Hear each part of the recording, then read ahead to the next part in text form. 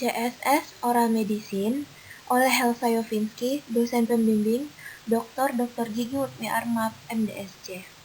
Dengan judul Hubungan Lingkungan Asap Tembakau terhadap Pigmentasi Gingiva dan Alfa-amilase saliva pada dewasa muda. Gingiva.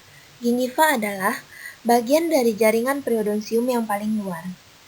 Fungsi utama dari gingiva sebagai pelindung tulang alveolar dan akar gigi sampai pada batas cemento-enamel junction. Fungsi lain dari gingiva adalah sebagai estetika, di mana estetika sangat penting bagi sebagian orang, terutama menyangkut profesi yang berhubungan atau berkomunikasi dengan orang yang banyak. Warna gingiva itu berdasarkan suku dan ras. Warna normal dari gingiva adalah berwarna coral pink. Pigmentasi adalah kondisi pigmen melanin yang memiliki peran dalam pewarnaan secara endogen seperti tampak pada kulit dan mukosa. Pigmentasi gingiva adalah perubahan warna mukosa mulut pada gingiva. Pigmentasi gingiva disebabkan oleh dua faktor, ada faktor endogen dan faktor eksogen. Faktor endogen itu ada genetik dan endokrin, faktor eksogen ada logam dan merokok. Di sini saya akan menjelaskan yang tentang merokok. Merokok dapat merangsang melanin mukosa oral untuk menghasilkan melanin, sehingga menyebabkan terbentuknya bercak pigmentasi coklat pada gingiva atau mukosa bukal. Patogenesis pigmentasi gingiva. Perubahan warna gingiva terjadi karena hasil dari butiran melanin. Perubahan warna gingiva terjadi karena 3 fase. Yang pertama ada fase aktivasi melanosit. Pada fase ini memproduksi hormon stimulasi melanosit. Terjadi ketika melanosit dirangsang oleh faktor seperti hormon stres, matahari, dan asap rokok. Fase yang kedua ada fase sintesis melanosit. Pada fase ini, melanosit membuat butiran dari melanosom. Fase yang ketiga ada fase ekspresi. Pada fase ini, melanosom ditransfer dari melanosit ke keratinosit. Keratinosit ini merupakan sel kulit yang terletak di atas melanosit pada epidermis kulit dan pada akhirnya akan muncul pada permukaan kulit. Lingkungan asap tembakau atau environment tobacco smoker yang terdapat pada rumah, kendaraan, dan tempat kerja. Semua ini akan diteliti pada dewasa muda. Yang akan diteliti adalah saliva alfa-amilase dan pigmentasi. Untuk saliva alfa-amilase, yang akan diteliti adalah aktivitas alfa-amilase saliva, dan untuk pigmentasi yang diteliti adalah hubungan berbagai sumber ATS dengan pigmentasi gingiva dan lama tahun paparan dengan luas dan intensitas pigmentasi dari gingiva. Bahan dan metode. Jumlah sampel untuk penelitian ini adalah 200 orang yang bukan perokok atau perokok pasif. Usia sampel 18-35 tahun.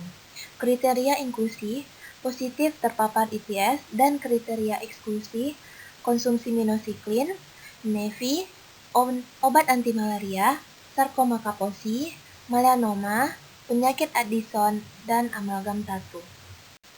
Metode dari pigmentasi. Pertama-tama, sampel mengisi form consent.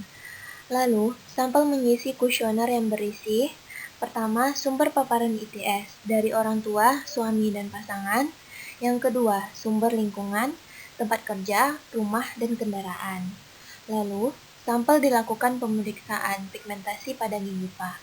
Ada 2 yang akan dilihat, tingkat pigmentasi dan intensitas pigmentasi. Untuk tingkat pigmentasi dikategorikan ada 0, tidak ada pigmentasi, 1. Pigmentasi tunggal pada gingiva papilar tanpa pembentukan pita kontinu antara unit lainnya. 2. 1 unit pembentukan pita kontinu yang memanjang dari 2 unit tunggal yang berdekatan. Untuk intensitas pigmentasi dikategorikan 0. Jaringan merah muda, tidak ada pigmentasi klinis. 1. Jaringan ringan, jaringan coklat muda, pigmentasi klinis ringan. 2. Jaringan coklat sedang atau merah muda dan coklat campuran, pigmentasi klinis sedang. 3. Jaringan coklat tua atau biru atau hitam, pigmentasi klinis yang berat.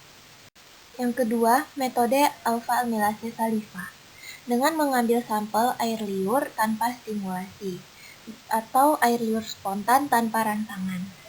Lalu, disentrifugasi pada 3000 rpm selama 10 menit pada suhu 4 derajat Celcius untuk menghilangkan sisa sel dan disimpan dalam keadaan beku sampai akan diteliti. Dan akan diteliti dengan menggunakan kit Quanticorn TM alpha-amilase dummy 100. Lalu, untuk melihat intensitas warna yang akan dihasilkan menggunakan uji kolorimeter 595 nanometer. Metode selanjutnya adalah hasil.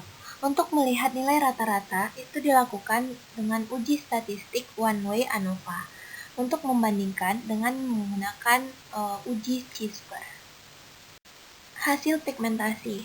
Usia rata-rata sampel 23,7 tahun, kategori dari sampel perempuan 78%, laki-laki 22%, rata-rata lama tahun terpapar ITS 4,38 tahun, rata-rata paparan ITS per hari 13,1 menit, luasnya pigmentasi 51,5%, pasien menunjukkan pita kontinu yang memanjang dari unit soliter atau skor 2.